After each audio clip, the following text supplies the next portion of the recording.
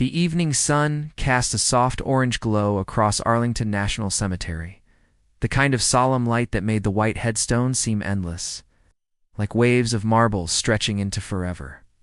The tomb of the unknown soldier stood in the heart of it all, sacred, untouchable.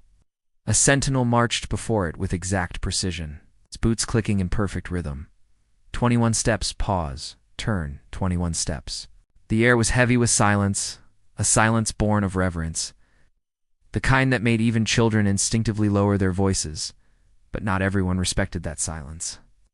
Victor Kane walked into Arlington as if it were just another stage for him to perform on. He wasn't dressed like the others who came in jackets, hats off, expressions subdued.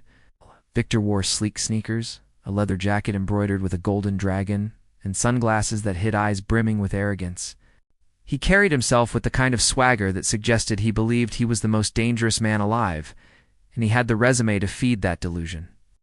Victor was a martial artist, or at least that was his claim. He had traveled the world filming himself throwing kicks in front of temples, smashing bricks for cameras, and boasting online about his so-called unbeatable style. His highlight reels drew millions of views, but what people didn't see was how shallow his discipline ran. He didn't care about tradition, respect, or history. All he wanted was attention, and when the spotlight dimmed, he craved it like a drug. He was in D.C. for an expo and already bored of the standard demonstrations. He wanted something wilder, something to go viral. Arlington, he decided, was perfect. His cameraman, Greg, trailed behind uneasily as they approached the tomb. "Vic, man, this is a bad idea," Greg whispered. "These guards are serious. You mess with them, you'll regret it." Victor smirked, waving him off. "Relax. They're just statues with rifles. People love seeing those legends tested, so we'll blow up online." Tourists glanced at Victor with suspicion as he moved closer, his sneakers crunching on gravel. The sentinel continued his march, face like stone, body a machine of discipline.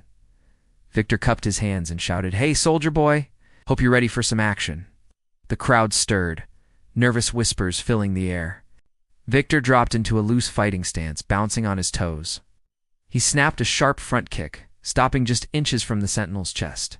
Gasps echoed from the onlookers. The sentinel didn't flinch, didn't even blink. Victor turned toward the crowd, arms spread. "See? Just a doll in uniform. Doesn't even move." The audience didn't laugh. Their eyes narrowed in disgust. Victor wasn't done. He spun and let his heel graze the bottom of the Sentinel-S rifle with a metallic clink. The sound cracked through the silence like lightning. The sentinel froze mid-step. His head turned, eyes drilling into Victor with a steel intensity that made even Greg's stomach drop. When the guard spoke, his voice thundered across the courtyard. "Stand back from the tomb." Phones whipped up to record.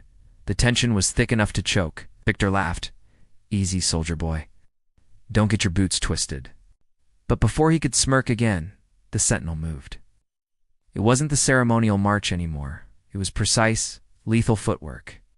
The rifle angled into his grip like an extension of his body. The tourists instinctively backed away, sensing what was about to happen. Victor's ego barked louder than his instincts. He raised his fists. "All right, let's see what you got." The sentinel gave no reply, only action. Victor darted forward with a jab cross meant to test him. Before his punches reached, the rifle's butt cracked against his wrist with surgical precision. Pain shot up Victor's arm. He stumbled back with a shout. "What the hell?" The guard stepped forward, sweeping his leg with brutal efficiency. Victor's back slammed into the gravel, dust puffing around him. The crowd gasped louder. Phones zoomed in. Victor scrambled up, face red with rage. "Lucky shot. Try that again." He launched his trademark roundhouse kick, the one that made fans cheer in highlight reels. But the sentinel slid aside with flawless timing.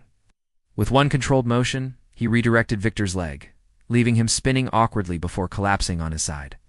The guard's voice rang again. "Stand down, A." But Victor's pride was louder than reason. He lunged in a flurry of strikes, fists flying wildly. The sentinel remained unshaken. Every block was crisp, every counter merciless.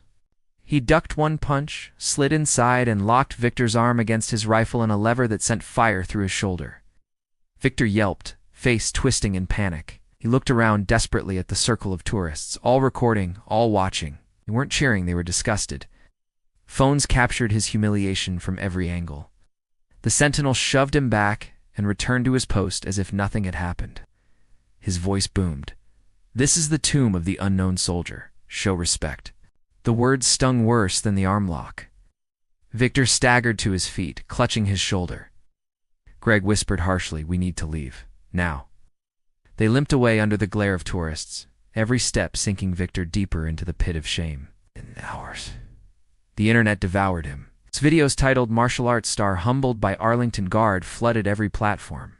Memes replayed his failed kick on endless loops. Comment sections roasted him mercilessly. Finally, someone shut this clown up. Disrespect the dead. Get folded by the living. Sponsors dropped him overnight. The expo pulled his name from advertisements. His students' parents pulled their kids from his dojo. In a single day, Victor Kane went from martial arts celebrity to viral embarrassment. He tried damage control. He recorded a shaky video claiming it was performance art and that people misunderstood the joke. The dislikes overwhelmed the likes. Nobody believed him. Weeks passed. Dojo grew emptier. Bills piled up, and Victor's phone stopped ringing. His ego, once a roaring fire, smoldered down to ash. The humiliation gnawed at him at night. He replayed the video again and again, each time realizing something new. The guard had held back. Those movements weren't meant to hurt him. They were measured, restrained.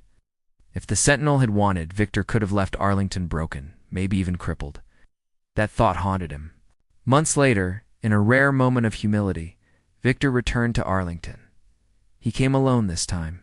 No cameras, no swagger. Wore plain clothes, stood among the tourists, and said nothing.